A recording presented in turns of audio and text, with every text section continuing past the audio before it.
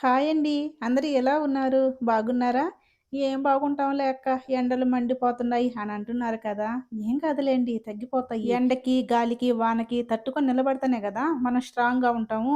సర్లే ఈరోజు వీడియో ఏంటంటే మార్నింగ్ 8 నుంచి నైట్ 7:30 దాకా నా రొటీన్ ఎలా ఉంటుందో చూపిచ్చేస్తాను. ఈ వీడియోలో జీతం తీసుకోకుండా పనిచేసే పని మనుషులు, జీతం తీసుకోకుండా వంట చేసే వంట మనుషులు అందరూ గూడా కనిపిస్తారన్నమాట. వీడియోని ఎక్కడ స్కిప్ చేయకుండా ఎండ్ వరకు చూడండి. ఇంకా ఇప్పుడైతే టైం కరెక్ట్‌గా 8 అవుతుంది. ఈరోజు నేను టిఫిన్‌కొచ్చేసి వడైతే చేశాను. మామూలుగా పిల్లలకి స్కూల్ ఉన్నప్పుడైతే ఏదో ఇడ్లీయో, ఉప్మా చేసి పెట్టి పంపించేస్తే గమ్మునుంటారు గదా! కానీ హాలిడేస్ అప్పుడు అలా గాదు. వాళ్ళకి ఏం టిఫిన్ అయితే కావాలో అది ఖచ్చితంగా దగ్గరుండి మరి చేపించుకుంటారు. ఈరోజైతే మా పిల్లలు వడ చేయమన్నారు. వడ చేసేసి అందులోకి నేనైతే పల్లీ చట్నీ చేశాను. మీలో ఎంతమందికి వడలోకి పల్లీ చట్నీ ఇష్టమో కామెంట్ చేయండి. నాకైతే చాలా ఇష్టం. టిఫిన్ తినేసి కాసేపు అలా కూర్చున్న తర్వాత ఇంకేముంది మళ్ళీ వంట చేయాలి గదా! అందుకని జెప్పేసి నేను వంటకైతే ప్రిపేర్ చేస్తున్నాను. ఈరోజు మా ఇంట్లో ఏం కర్రీ అంటే నాటుకోడి చికెన్. చికెన్ ఏంటి అలా గడ్డ కట్టుకోబోయింది అని అనుకుంటున్నారా? ఏం లేదండి. నిన్న నైట్ మా వారైతే నాటుకోడి చికెన్‌ని కొంచెం ఎక్కువ తీసుకొనొచ్చారు.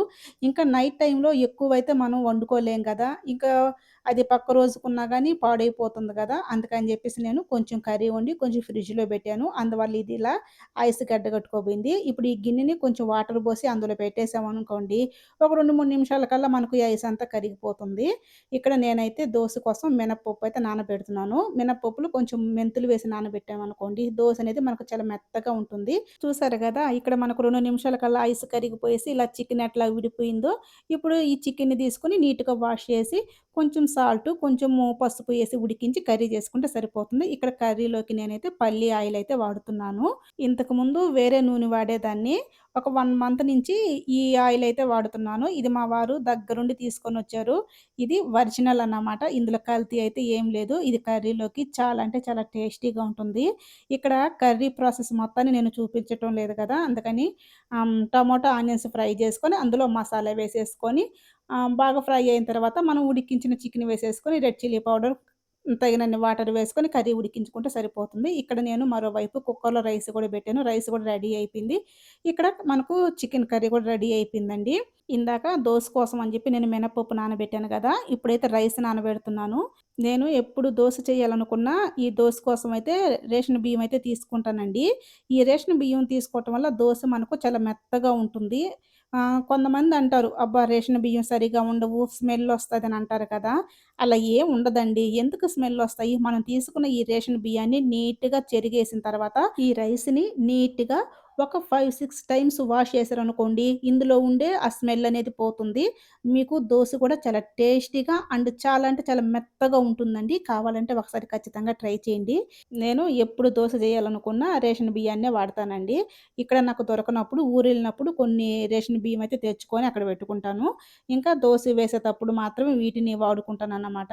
చూసారు గదా! నీట్‌గా వాష్ చేసిన తర్వాత మనకు ఈ రైస్ అనేది ఎంత నీట్‌గా క్లీన్ అయిపోయినాయో ఇందులో స్మెల్ అయితే ఏం ఉండదండి. ఇప్పుడు ఈ రైస్ మొత్తాన్ని కూడా మనము ఒక గిన్నెలో ఇట్లా వేసేసుకొని వడకట్టేసుకోవాలా. ఒక 2 నిమిషాలు పక్కన పెడితే వాటర్ అన్నీ ఒడిసిపోతాయి. ఇప్పుడు మనం ఒక కాటన్ బెడ్‌షీట్ తీసుకొని ఈ రైస్ మొత్తాన్ని కూడా మనము ఈ విధంగా ఆరబెట్టేసేసుకుంటే సరిపోతుందండి. వీటిని ఎండలో ఏం పెట్టనవసరం లేదు. ఫ్యాన్ కింద ఆరబెట్టుకోండి సరిపోతాయి.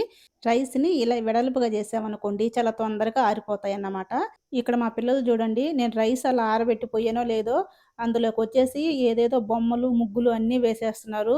పని చెప్పినప్పుడైతే చెయ్యరు గానీ, ఇలా వేస్ట్ పనులు మటుకు చేస్తా ఉంటారు. ఇంక మేము భోజనం చేసేసి ఒక 2 గంటలైతే పడుకున్నాను. తర్వాత లేసేసి ఇక్కడ ఈ డ్రెస్సింగ్ అద్దము కొంచెం బిజీగా ఉండేసరికి దీన్ని సర్దుదామని చెప్పేసి దీని కాడికొచ్చానన్నమాట. ఇది నేను ఊరెళ్ళేటప్పుడు రెడీ అయినప్పుడు హడావిడిగా ఇవన్నీ పడేసి వెళ్ళానా, ఇక వచ్చాక రేపు సర్దుదాం అని జెప్పేసి ఇంక రోజు అలానే పోతుంది. ఇంక ఈ రోజైతే ఇలా కాదని జెప్పేసి దీని కాడికైతే వచ్చేసాను. వచ్చి మొత్తం అన్నీ కింద బెట్టేసి నీట్‌గా అయితే సర్దుతున్నాను.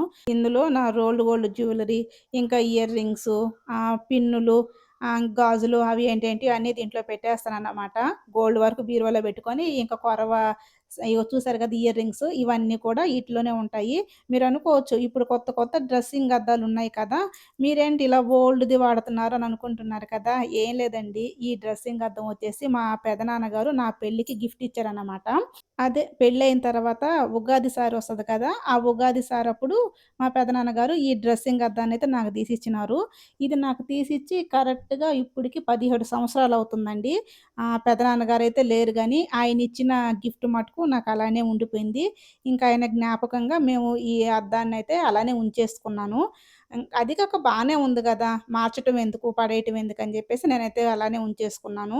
ఏదైనా గూడా బాగున్నప్పుడు మార్చటము, పక్కన పడేయటం నాకిష్టం ఉండదండి. అది ఎన్ని రోజులైతే మనకు వర్క్ అవుతదో అన్ని రోజులైతే నేను అలానే వాడుకుంటాను.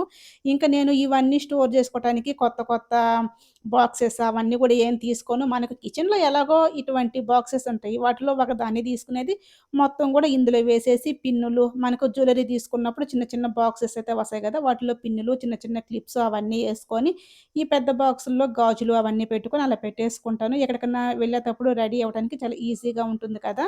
ఇక్కడైతే టేబుల్ అంతా నీట్‌గా క్లీన్ చేసేసినాను.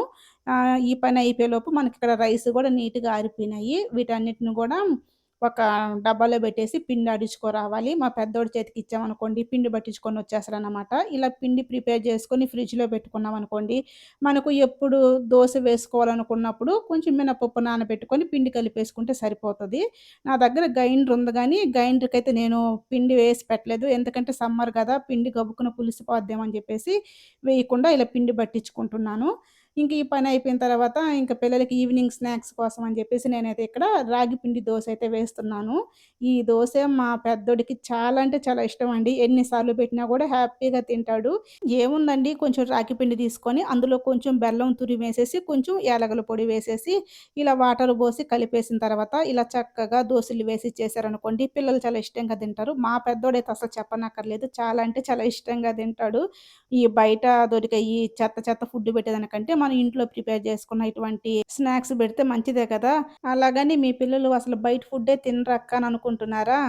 తినకుండా ఎందుకుంటారండి? కానీ చాలా తక్కువ తింటారు. ఇంట్లో ఫుడ్ ఎక్కువ తింటారన్నమాట. ఎక్కువ ఫ్రూట్స్ పెడతాను.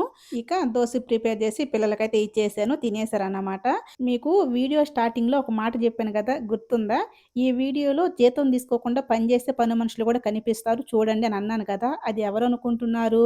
ఎవరో కాదండి. అది మనమే. ఏమంటారు? నిజమా కాదా? మీరే చెప్పండి. ఆ జీతం తీసుకోకుండా పనిచేసే పని మనుషులమి మనమేనండి బాబు. మనం చేసే ప్రతి ఒక్క పనికి జస్ట్ రూ. 3 ఇచ్చినా మనం నెలకి 70, 80 వేలు ఈజీగా సంపాదిచ్చేస్తామనమాట. జీతం తీసుకోకుండా పనిచేసే ఘనత మన ఆడవాళ్ళకి మాత్రమే దక్కిందండి. మనల్ని పని మనుషులంటే హర్ట్ అవుతామని జెప్పేసి ఇంగ్లీష్‌లో మనకొక కొత్త పేరు పెట్టారు. అదేంటో తెలుసా? House wife. హౌస్ వైఫ్ అంటే అచ్చ తెలుగులో జీతం తీసుకోకుండా పనిచేసే పని మనిషి, జీతం తీసుకోకుండా వంట చేసే వంట మనిషి అని అర్థం అన్నమాట. ఇప్పటికైనా అర్థమవుతుందా? ఇందాక వంట చేసేతప్పుడు నేను జీతం తీసుకోకుండా వంట చేసే వంట మనిషిని. ఇప్పుడు పని చేసేటప్పుడు జీతం తీసుకోకుండా పని చేసే పని మనిషిని. నేను వీడియో స్టార్టింగ్‌లో చెప్పినట్టు పని మనుషులు, వంట మనుషులు అందరూ కనిపించేశారు కదా! ఇంక సరే ఈ విషయం పక్కన పెట్టేస్తే ఇక్కడైతే నేను బట్టలైతే ఫోల్డ్ చేస్తున్నాను.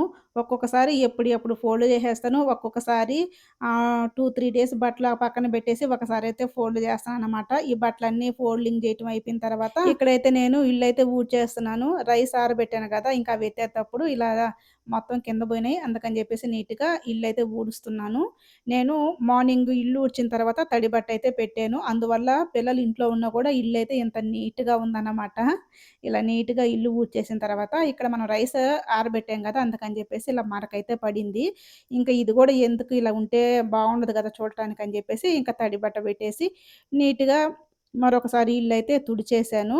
ఇంకా ఈ పనయిపోయిన తర్వాత నేనైతే వెళ్ళి ఫ్రెష్ అయ్యొచ్చి దీపమైతే పెట్టాను. ఇప్పుడు టైం కరెక్ట్‌గా 6:30 అవుతుంది. దీపం పెట్టిన తర్వాత నేనైతే జడైతే వేసేసుకుంటున్నాను. నేను మార్నింగ్ టైంలో ఎక్కువ జడైతే వేసుకోను. అలానే ఎయిరు పైకి చుట్టేసి ఫ్లక్కర్ పెట్టి వదిలేస్తాను.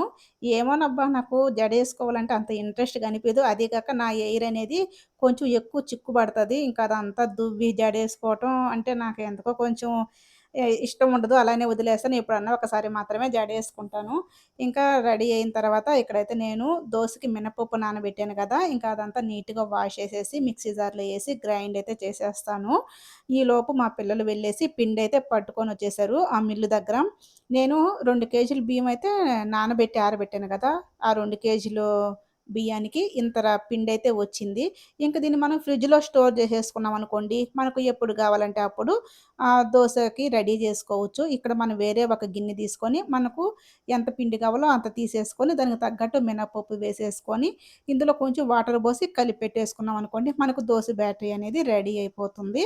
ఇక్కడ నేను తీసుకున్న ఈ గిన్నె సరిపోద్దనుకున్నాను. కానీ నేను వాటర్ వేసి, పిండి వేసి కలిపెట్టేటప్పటికి గిన్నెనేది కొంచెం చిన్నదయింది. పిండనేది కొంచెం ఎక్కువైపోయిందనమాట. ఎందుకంటే మనకు సమ్మర్ టైంలో పిండనేది ఎక్కువ పులుస్తుంది. చిన్న గిన్నెలో కలిపి పెట్టామనుకోండి, మార్నింగ్ లేసే టయానికి పిండంతా కింద పోతది. అందుకని జెప్పేసి వేరే పెద్ద గిన్నెలోకి మార్చుకొని, ఇంకా పిండి ఉండలు లేకుండా నీట్‌గయితే కలిపెట్టేసాను. ఇలా మనకు కొంచెం ఫ్రీగా ఉండిందనుకోండి, పిండి ఎక్కువ పొంగి కింద పోకుండా ఉంటది. ఇంకా కలిపెట్టేసిన తర్వాత దీనిపైన మూత పెట్టేసి పక్కనైతే పెట్టేసాను. ఇది చూసారా కిచెన్ అయితే కూడా నీట్‌గా సర్దేశాను. ఇక్కడ నేను రెడీ చేసిన వంటైతే డైనింగ్ టేబుల్ మీద పెట్టేసాను కాబట్టి, ఇక కిచెన్‌లో మనకేం పెద్దగా పనేం ఉండదు కదా! పని లేనప్పుడు లైట్‌లెందుకు అనవసరంగా కరెంట్ బిల్ అనేది ఎక్కువ వస్తది గదా! అందుకని జెప్పేసి లైట్‌లాపేసి కర్టెనయితే వేసేసాను. నాకు ఈ పనులన్నీ పూర్తయ్యేసరికి మా వారైతే వచ్చేసారు. మా వారు వచ్చేటప్పుడు కొన్ని ఫ్రూట్స్ అయితే తీసుకొనొచ్చారు. అవే మ్యాంగోస్, యాపిల్స్, గ్రేప్స్ అవేంటో తీసుకొనొచ్చారు. ఇక్కడ నేనైతే పిల్లలకి మ్యాంగో అయితే కట్ జేసి ఇస్తున్నాను. ఈ సీజన్‌లో మేము తింటున్న ఫస్ట్ మ్యాంగో అన్నమాట ఇది. ఇదేమంత టేస్ట్‌గా ఏం లేదు. అలాగని మరీ పుల్లగా గూడా ఏమి లేదు. కొంచెం తీయగా, కొంచెం పుల్లగా ఉంది. సరే సీజన్ ఫ్రూట్ గదా! ఖచ్చితంగా తిని తీరాలి. పిల్లలకైతే కట్ జేసి ఇచ్చాను. నేను గూడా కొంచెం తిన్నాను. కొంచెం పుల్ల పుల్లగా అనిపిస్తుందనమాట. ఇంకా మా వారైతే మ్యాంగో అయితే తినరు. మా వారి కోసం నేను యాపిలు, గ్రేప్స్ ఇంకా ఇవి చూడండి కమలాలు ఎంత బుడ్డి బుడ్డిగా ఉన్నాయో. మేమున్న చోట ఇవే దొరికాయంట. ఇవన్నీ అయితే నేను మా వారి కోసం అయితే కట్ చేసి ఇచ్చాను. ఇంకొక ముఖ్యమైన విషయం ఏంటి అంటే, మా వారికి మొన్న కొంచెం హెల్త్ బాలేకపోతే హాస్పిటల్‌కి వెళ్లారండి. అక్కడ వాళ్ళు కొన్ని టెస్టులు చేసి కిడ్నీలో స్టోన్స్ ఉంది. 3 మంత్స్ వరకు మెడిసిన్ కంటిన్యూ చేయాలని చెప్పారంటండి. ఇంకా ఎక్కువ అలా మెడిసిన్ కంటిన్యూ చేయటం ఎందుకని చెప్పేసి మా వారు 1 మంత్‌కి మెడిసిన్ తెచ్చుకొని ఇంకొక 2 మంత్స్ ఉంటది కదా! ఆ 2 మంత్స్ ఫుడ్డు చేంజ్ చేశారు. కొన్ని ఆయుర్వేద చిట్కాలు కూడా పాటిస్తున్నారనమాట. ఇంతకుముందు తినే ఫుడ్ కంటే ఇప్పుడు ఫుడ్ అంతా చేంజ్ అయింది. దానికి తోడు ఆయుర్వేద చిట్కాలు కూడా పాటిస్తున్నారు. ఇంకొక 2 మంత్స్ ఇలానే చేసి తర్వాత హాస్పిటల్‌కి వెళ్లి టెస్ట్ చేపించుకుంటాడంట. ఇక అప్పుడు కిడ్నీలో స్టోన్ కరిగి హెల్త్ పర్ఫెక్ట్‌గా సెట్ అయింది అనంటే, మా వారు మెడిసిన్‌తో పాటు ఎటువంటి ఫుడ్ తీసుకున్నారు, ఎటువంటి ఆయుర్వేద చిట్కాలు పాటించారు అనేది కూడా నేను మీతో షేర్ చేసుకుంటాను. ఎప్పుడైనా మీకు అవసరం అనిపిస్తే ట్రై చేయండి. అంతేనండి ఈ వ్లాగ్ ఇంతటితో ఎండ్ చేసేస్తున్నాను. ఈ వీడియో మీకు నచ్చినట్లయితే ప్లీజ్ లైక్ చేయండి, షేర్ చేయండి. తప్పకుండా ఛానెల్‌ని సబ్స్క్రైబ్ చేసుకోండి. Thank you.